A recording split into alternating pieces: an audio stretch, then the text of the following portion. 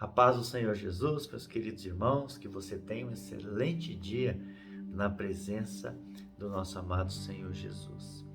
Eu quero conversar hoje sobre a minha experiência enquanto estou lendo a Bíblia, como eu leio a Bíblia. E é importante a gente pensar um pouquinho a respeito disso, porque como nós vemos a palavra, como nós lemos, com qual motivação, com qual pensamento, decididos a fazer o que com aquilo que estamos lendo, é importante, porque pode determinar realmente o poder que a palavra vai ter sobre a nossa vida. E é interessante porque o Salmo 119, ele é um salmo que fala muito a respeito da palavra. Praticamente todos os versículos têm uma palavra que remete à palavra de Deus, essa revelação de Deus através da sua palavra. Por exemplo, no versículo 2 do Salmo 119 diz assim: abençoados são aqueles que guardam os seus testemunhos, estatutos ou a sua palavra, e que o buscam de todo o coração. Abençoados são aqueles que guardam os seus testemunhos e que o buscam com todo o coração. Bom, queridos, a primeira coisa que eu levo em consideração quando eu vou ler a Bíblia é que ela é a palavra de Deus. Isso parece óbvio, mas a gente tem que entender que a palavra é Deus falando com a gente. Quantas vezes nós pedimos para Deus se revelar, para Deus responder a uma oração, para Deus falar conosco de alguma forma, e aí às vezes a gente lê a Bíblia e não entende que é Deus falando, é Deus respondendo, é Deus vindo até nós, é Deus se revelando, é Deus trazendo luz para a nossa vida. Então, apesar da palavra ter sido escrita por homens, Deus usou os homens para escrever a Bíblia, mas Ele usou de propósito, porque homens escrevendo, certamente eles usaram ali do contexto em que eles estavam, da sua humanidade também foi usada para que a palavra fosse mais palpável a cada um de nós.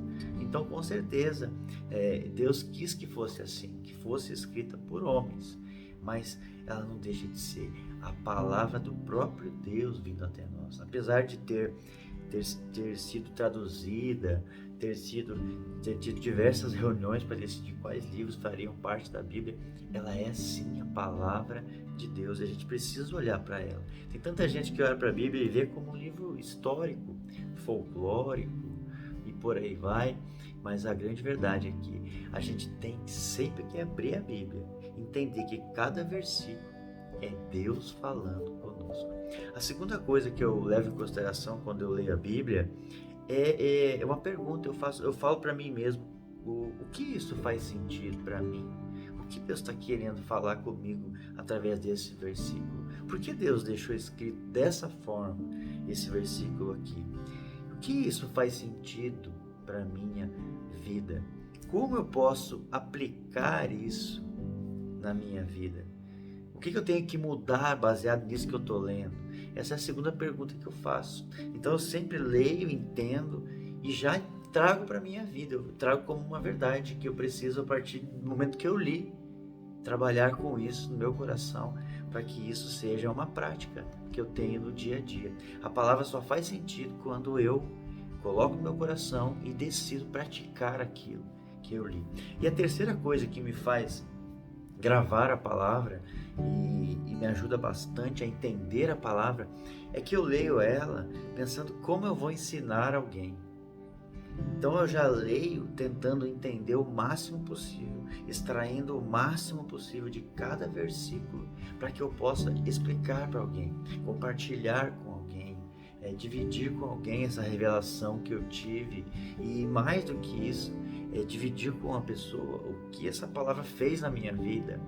Então eu vou e conto o meu testemunho da transformação que essa palavra causou em mim.